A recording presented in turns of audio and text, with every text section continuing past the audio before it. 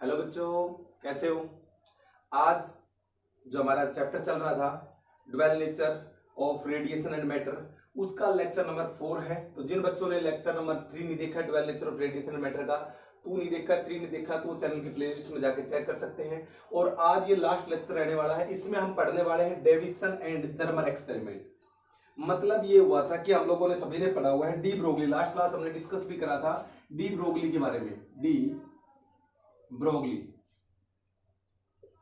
De Broglie बोलेंगे या D ब्रोगी बोलते हैं इसको, एल साइलेंट कर लेते हैं तो बोलने का अलग अलग तरीका है। डी ब्रोगली बोल दो, कोई दिक्कत नहीं है।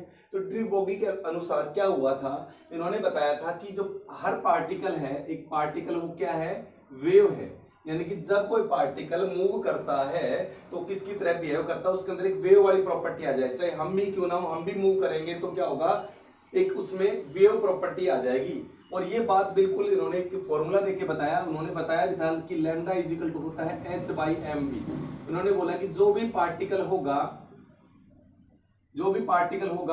उसका मास होगा और उसके अंदर एक वेलोसिटी भी होगी जब मूव करेगा तो उसका मोमेंटम का फॉर्मूला क्या होता है, m × v। तो उन्होंने एक इक्वेशन दी lambda is equal to h/mv, और इससे उन्होंने प्रूफ भी करके दिखाया। h आप सभी जानते हो क्या होता है, Planck constant, v is the velocity, या इसको लिखूं मैं यहाँ पे p लिख दूं मोमेंटम। तो मोमेंटम ऑफ पार्टिकल, और ये हो जाएगी वेवलेंथ। क्या हो जाएगी, ये वेवलेंथ। ये हमने लास्ट क्लास में डिस्कस करा था, निकाल के भी बताया था आप लोगों को। और ये थ्योरी है ज्यादा अच्छी होती है छोटे पार्टिकल के लिए, जैसे कि इलेक्ट्रॉन के लिए, प्रोटॉन के लिए, और अगर हम बात करें तो अल्फा पार्टिकल के लिए। ऐसे छोटे पार्टिकल के लिए ज्यादा एकदम एक्यूरेटली हम देख सकते हैं उनमें वेव, क्योंकि बड़े पार्टिकल में हमने लास्ट क्लास देखा भी था या वैल्यू पुट करके, तो हमें थोड़ा सा वेव को ऑब्जर्व करने में बड़ी दिक्कत आती है, उसको पहचानने में बड़ी दिक्कत आती है। लेकिन ये बात से इनकार नहीं किया जा सकता कि जब हम चलते हैं तो हम एक वेव एनर्जी अपने साथ लेके जा सकते हैं अभी। तो इस बात को आज तो हमें समझ में आ गई, क्योंकि डेविसन और जर्मन एक एक्सपेरिमेंट करके वेरीफाई कर दिया इस चीज को। लेकिन जिस टाइम पे ये थ्योरी आई थी उस टाइम पे इसको पचाना मुश्किल हो रहा था। तो देखिए किस प्रकार से डेविसन और जर्मर एक्सपेरिमेंट ने इस थ्योरी को पचाया, या हम कह सकते हैं इस थ्योरी को हमें प्रूफ करके दे दिया। तो समझते हैं इसका एक्सपेरिमेंट सेटअप भी। चलिए, वेरी गुड सभी बच्चे, ठीक हो भी तो बता देना, जैसे भी कंडीशन है आप कमेंट करके बताइए, देखते हैं आपका कुछ प्रॉब्लम तो नहीं है। चलिए भाई, तो सबसे पहले हम बात करते हैं एक्सपेरिमेंट सेटअप की। डेविसन और जर्मन ने एक्सपेरिमेंट करा लगभग 26-27 के अंदर ही, लगभग ही डेविसन और जर्मन ने ये एक्सपेरिमेंट करा। तो ये हम बात करें तो ये लगभग सन की बात करें एक्यूरेट, तो 1927 में एक्सपेरिमेंट वेरीफाई कर दिया था। और एक्सपेरिमेंट में क्या बताया गया वो उसका सेटअप देखिए भी, यानी कि हम कह सकते हैं इसकी एपरेटस क्या क्या चाहिए था। तो सबसे पहले उन्होंने क्या करा, एक फिलामेंट लिया इस प्रकार से एक फिलामेंट लिया। ध्यान से समझिए इस चीज को, आपको लास्ट में एनिमेशन भी दिखाऊंगा किस प्रकार से काम करता है। अभी आप एक एक चीज को समझते चले जाइए। ये एक फिलामेंट लिया, जैसे बल्ब के अंदर एक फिलामेंट होता है टंगस्टन का ना, ऐसे एक फिलामेंट लिया और उस फिलामेंट को जोड़ दिया गया एक बैटरी से, छोटी सी बैटरी, लो टेंशन बैटरी बोलेंगे उसको, लो टेंशन, एलटी मतलब लो टेंशन, मतलब बिल्कुल हो सकते 2 वोल्ट हो, 4 वोल्ट हो, 6 वोल्ट हो, इस प्रकार की 1.5 वोल्ट का सेल आता है ना, उस प्रकार की एक बैटरी थी। 1.5 वोल्ट वाली से तो काम चलेगा नहीं, तो 4-6 वोल्ट की एक बैटरी ले ली, मान लो हो सकता है 4 वोल्ट की ले ली हो या 6 वोल्ट की, इस प्रकार से छोटी सी बैटरी ले ली। इसका काम क्या है कि जब इसमें से करंट जाएगा, करंट जाने से ये क्या होगा, टंगस्टन है ना, रेजिस्टेंस ज्यादा है, बल्ब क्या करेगा, ग्लो करेगा, हीट करेगा। यहाँ पे जो टंगस्टन है वो क्या करेगा, ग्लो करेगा, हम कह सकते हैं इसमें से हीट आ जाएगी। इसके ऊपर क्या कर रखा था, एक बेरियम ऑक्साइड की एक लेयर चढ़ा दी। क्या चढ़ा दी इसके ऊपर, ये बाहर दिखा रहा हूं मैं, अलग से रिप्रेजेंट कर रहा हूं, तो आप ये मत सोचना कि अलग है, अलग बिल्कुल नहीं है, ये उसी चीज में है, बेरियम ऑक्साइड की एक लेयर चढ़ा दी गई कुछ इस प्रकार से, ये वाली इसके ऊपर, ये बाहर दिखा रखी प्लेट की तरह की दिखा के बेरियम ऑक्साइड की एक लेयर चढ़ाई गई। क्या बोला, बेरियम ऑक्साइड की एक लेयर चढ़ाई गई। कौन सी ऑक्साइड की, बेरियम ऑक्साइड। आप पूछ रहे थे कि क्यों यूज करते हैं, क्योंकि इसका जो वर्क फंक्शन होता है वो बहुत कम होता है भाई। फाई आप सभी को पता होगा ना, फाई ये वर्क फंक्शन, यानी कि जब हम एनर्जी देते हैं, कोई इलेक्ट्रॉन को हीट देते हैं तो लाइट उस पर टकराएगी, रेडिएशन आएगी, वो इलेक्ट्रॉन्स इजेक्ट करेगा, है ना। तो इसी प्रकार से इनके अंदर से जब हीट होगी तो इनके अंदर से इलेक्ट्रॉन आसानी से निकल जाएगा, क्योंकि वर्क फंक्शन बिल्कुल लो है, इसीलिए इसको यूज करा गया। जब गर्म होगा तो आपको पता है इलेक्ट्रॉन एक्सेलरेट करेगा, निकलेगा। अब इलेक्ट्रॉन इस डायरेक्शन में जा रहा होगा, इस डायरेक्शन में जा रहा होगा, इस डायरेक्शन में जा रहा होगा, क्योंकि एक सोर्स है तो क्या होगा, इलेक्ट्रॉन हर डायरेक्शन में मूव कर रहा होगा। हो सकता है इधर जा रहा हो, इधर जा रहा हो, क्योंकि ये एक बल्ब है, मान लो फिलामेंट है, ये गर्म हुआ, इलेक्ट्रॉन इसके अंदर से बेरियम ऑक्साइड की लेयर चढ़ी हुई है, इस डायरेक्शन में भी, हर डायरेक्शन में ये क्या कर रहा होगा, इलेक्ट्रॉन रिवॉल्व कर रहा होगा, घूम रहा होगा भाई। अब क्या करा हमने, इसी के जस्ट आगे एक सिलेंडर ले लिया। क्या ले लिया, एक सिलेंडर लगा दिया। इसके आगे क्या लगा दिया, एक सिलेंडर लगा दिया। इस प्रकार से मैं चलो यहां से इस प्रकार से एक सिलेंडर लगाया, ध्यान समझ इस चीज को, एक सिलेंडर लगाया और सिलेंडर वेरी थिन था, जिसके अंदर से एक फाइन होल था, बिल्कुल बारीक सा होल था और कुछ भी नहीं था। तो सोच रहे हो कि बहुत चौड़ा लगाते, देखने में बड़ा चौड़ा लग रहा होगा आप लोगों को, लेकिन एक्चुअली में क्या था, ये एक टिनी होल वाला था, बहुत पार्टिकल, बल्ब हल्का सा पार्टिकल था। अब देखिए क्या हुआ आगे चल के, आगे ये हुआ, ये लो, ठीक है, अच्छा लग रहा है।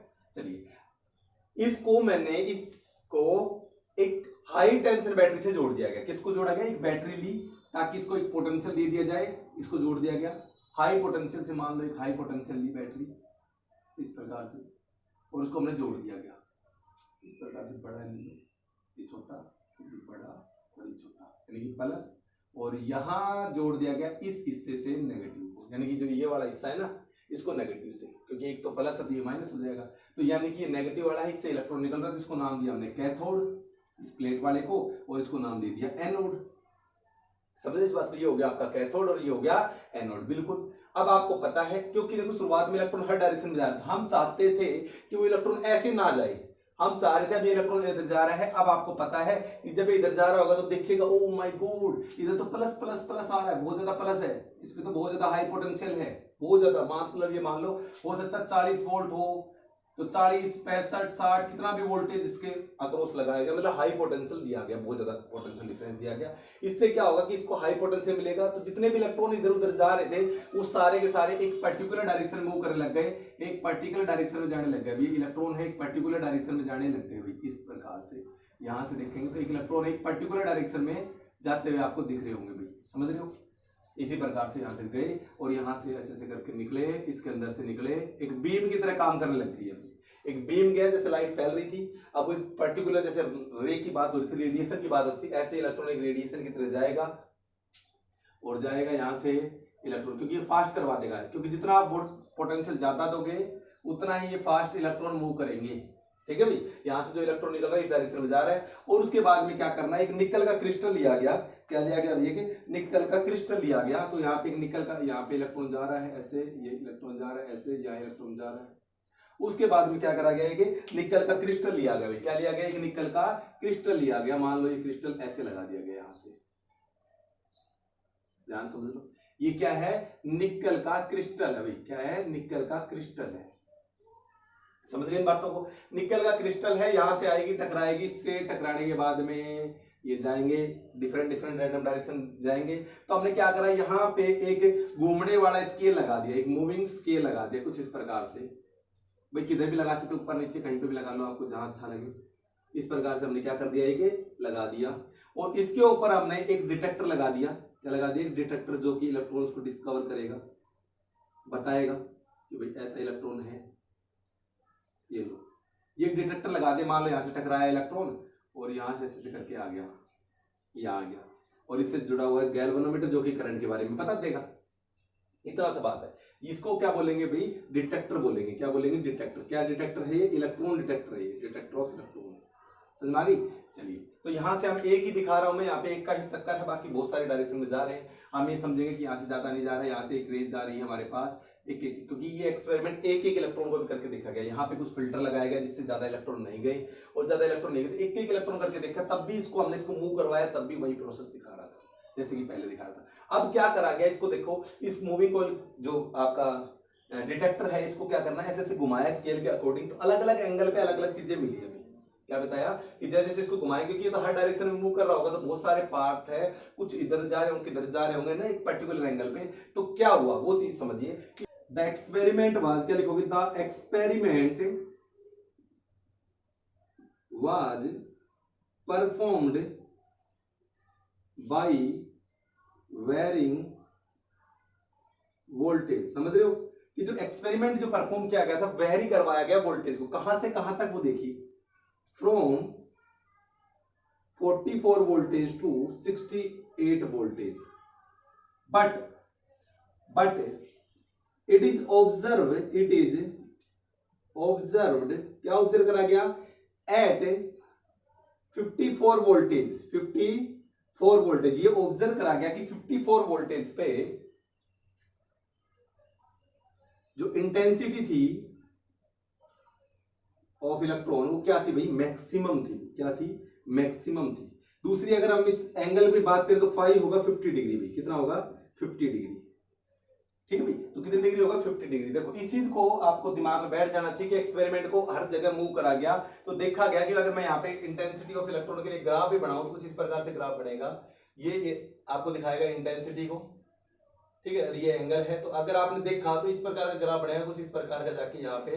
तो जो पी की वैल्यू आएगी वो कितनी डिग्री पे आएगी, तो हमने बताया 50 डिग्री पे आएगी। कितनी डिग्री पे आएगी, 50 डिग्री के ऊपर आपकी पी की वैल्यू रहेगी। और वोल्टेज के लिए बात करूं तो 54 वोल्टेज पे। दो चीजें आपको याद रखनी है कि जब इनको घुमाया गया तो एक एंगल बढ़ता गया, एक एंगल क्रिएट हो रहा था इधर से इधर मूव करवाने में, तो एंगल अलग अलग रहा है ना, एंगल अलग अलग रहा। तो अलग अलग एंगल पे देखा तो क्या पता लगा कि वोल्टेज तो 54 और एंगल जो मिल रहा था वो कितने डिग्री का मिल रहा था, 50 डिग्री का मिल रहा था, ये वाला एंगल। इसको मैं बोल देता हूं फाई। क्या बोलता हूं, फाई। अगर मैं यहां से देखो इस लाइन को मिलाऊं कुछ इस प्रकार से तो ये एक लाइन हो जाएगी, तो ये फाई और ये वाला एंगल कितना हो जाएगा, ये वाला एंगल कितना हो जाएगा, तो मैं पेन चेंज करके लिख देता हूं। ये हो जाएगा हमारा थीटा और ये भी हमारा हो जाएगा थीटा, है ना। एक सीधी लाइन को अगर मैं ऐसे खींचूं ऐसे करके तो ये एक एंगल बन रहा है, एक ये वाला एंगल बन गया, एक ये वाला बन गया, एक ये वाला बन गया, समझ रहे हो ना, ये वाला। तो इतनी बात याद रखनी है आप लोगों को। ये निकल क्रिस्टल हो गया, ये थीटा, ये फाई, तीन चीजें हैं। अब बात आती है इसके बाद में इंटेंसिटी पता लग गई अपने को, सारी चीज हो गई। अब ये तो हो गया अपने को, ये तो बात समझ में आ गई कि इलेक्ट्रॉन मूव कर गया, लेकिन क्या यहां इसको मूव कर रहे थे तो क्या है, इलेक्ट्रॉन नहीं आ रहा था, यहां पे भी आ रहा था, यहां पे भी आ रहा था, लेकिन ये क्या होता है मैक्सिमम इंटेंसिटी की, यानी कि ब्राइट फ्रिंजेस की बात हो रही, जैसे कि वेव में हुआ करता था। वेव में क्या होता था, इंटेंसिटी ज्यादा कहां होती थी, मान लो ये एंगल हमें दे दिया, इंटेंसिटी ज्यादा कहां होगी, जहां कंस्ट्रक्टिव इंटरफेरेंस बढ़ेगा। तो यानी कि ये जो इलेक्ट्रॉन की थ्योरी थी ये किसको शो कर रही थी, डिफ्रैक्शन वाली पॉलिसी को शो कर रही थी। जो डिफ्रैक्शन आप लोगों ने पढ़ा था कि कहीं पे डार्क कहीं पे ब्राइट, तो यहाँ पे ब्राइट यहाँ डार्क, यानी कि कहीं पे कंस्ट्रक्टिव तो कहीं पे डिस्ट्रक्टिव इंटरफेरेंस बन रहा था। ये वो प्रॉपर्टी शो कर रहा था इलेक्ट्रॉन, क्योंकि ये मूव कर रहा था इधर, तो यहाँ पे मान लो ब्राइट है तो इधर डार्क दिखा रहा होगा, फिर ब्राइट फिर डार्क, इस प्रकार से एक अलग अलग इंटेंसिटी ये इलेक्ट्रॉन दिखा रहा था। तो यानी कि इलेक्ट्रॉन है कि वेव है, ये बात समझ में आ गई। अब इस बात को प्रूव करने के लिए डी ब्रैग आए। ब्रैग ने क्या कहा, ब्रैग्स थ्योरी, ब्रैग्स ने कहा, ध्यान समझिए, ब्रैग्स ने क्या कहा वो समझिए। ब्रैग्स ने कहा कि टू कंस्ट्रक्टिव इंटरफेरेंस के लिए इक्वेशन थी 2 lambda sine theta, 2d sine theta is equal to n lambda. ये इक्वेशन दी थी किसके लिए, ब्राइट के लिए। या हम ये कह सकते हैं कि जब इंटेंसिटी क्या रहेगी, मैक्सिमम रहेगी। जब इंटेंसिटी मैक्सी रहेगी तो डी जो ब्रैग थे उन्होंने इक्वेशन दी, क्या इक्वेशन दी ब्राइट के लिए, ये, और n कोई नंबर हो गया, जैसे कि 1 2, ये ब्राइट की कंडीशन है भाई 3 एंड सो ऑन, ठीक है ना, इस तरह से कोई नंबर हो गया। मान लो पहली ही ब्राइट निकालनी है तो ये हो जाएगा लैम्डा और 2d क्या है, अब सुनिए डी क्या है। देखो निकल के क्रिस्टल है तो आप देखोगे निकल के क्रिस्टल मैं यहां बनाता हूं, ये देखो ये एक एटम है निकल के, ये रहे एटम, तो एक लेयर बन गई, एक ये लेयर हो गई, एक ये लेयर हो गई, एक ये लेयर हो गई। इनके अंदर एटम है कि नहीं है, बिल्कुल है एटम। तो इन एटम के बीच की जो डिस्टेंस होगी, जो इन एटम के दो लेयर हैं उनके आपस में जो एटम उनके बीच की जो दूरी है उसको हम बोलेंगे डी। क्या बोलेंगे भाई, डी। एंड थीटा क्या होगा, जब इस पे एक इलेक्ट्रॉन आ रहा है वो टकरा के जा रहा है, जब इलेक्ट्रॉन आ रहा है टकरा के जा रहा है तो जो ये होगी इंसिडेंट रे, ये होगी रिफ्लेक्टेड रे, और ये जो एंगल बढ़ेगा ये होगा थीटा। यानी कि theta is the angle between incident ray and the layer of the crystal. ये क्या है, लेयर ऑफ द क्रिस्टल है।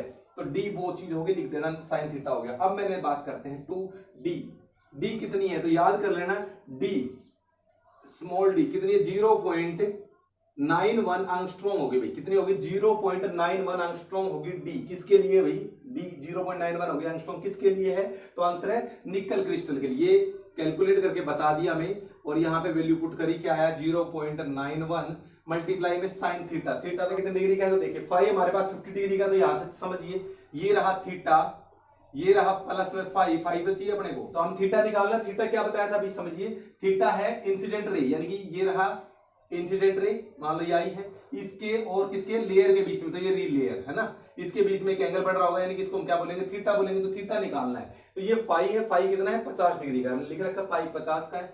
चलो पहले तो ये लिख देते हैं, थीटा इजिकल टू 180, समझ सकते हो इस बात को, ये भी थीटा, ये भी थीटा और ये 180, थीटा और थीटा 2 थीटा प्लस फाई की वैल्यू आपको पता है, ये 50 डिग्री, 50 इजिकल टू 180 और गया इधर की साइड में 130, तो थीटा इजिकल टू आ गया 65 डिग्री। कितना आ गया भाई, 65 डिग्री। तो यहाँ लिखेंगे साइन 65 भाई, साइन 65 और इसको सोल्व करोगे तो 1.65 एंगस्ट्रॉम आ जाएगा भाई। कितना आ जाएगा, 65 एंगस्ट्रॉम।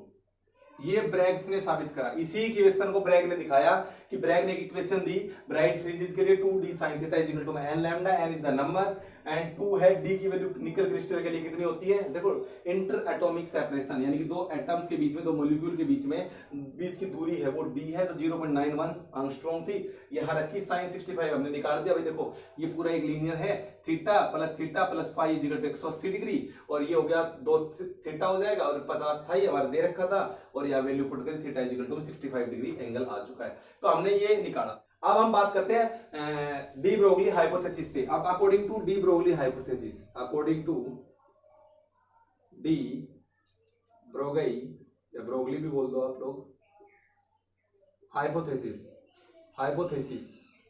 तो उन्होंने क्या बताया था, कल की एक वीडियो याद होगी आपको, क्या बताया था, लैम्डा इज इक्वल टू, उन्होंने बताया था 12.24 अपॉन में रूट ओवर ऑफ बी, यही बताया था। ये कल आप लोगों ने वीडियो देखी होगी कि according to de Broglie hypothesis lambda is equal to 12.24 upon में रूट ओवर ऑफ बी। अब रूट ओवर ऑफ बी की वैल्यू रखिए भाई, तो लैम्डा इज इक्वल टू आ जाएगा 12.24 और root over of B, voltage कितनी ली थी 54। तो इसको सोल्व करेंगे, सोल्व कर देते हैं। इसको सोल्व करने के बाद में जो वैल्यू आएगी 1.66 एंगस्ट्रॉम आ जाएगी। तो देखिए ये वाली वैल्यू किससे आ रही है, ब्रैग्स की थ्योरी से, ये किससे आ रही है, डी ब्रोगली के हाइपोथेसिस से। तो यानी कि दोनों का आंसर सेम आ रहा है। तो हम कह सकते हैं कि ये थ्योरी एकदम एक्यूरेट थी, बहुत अच्छी थ्योरी थी और इसका ये वेरिफिकेशन आपको समझ में आ भी गया होगा। कोई प्रकार की कोई समस्या आपको आई हो तो कमेंट करके बताएं। चलो मिलते हैं नेक्स्ट चैप्टर में, हमारा चैप्टर का नाम होगा एटम एंड न्यूक्लियस। तब तक के लिए नमस्कार, thank you and have a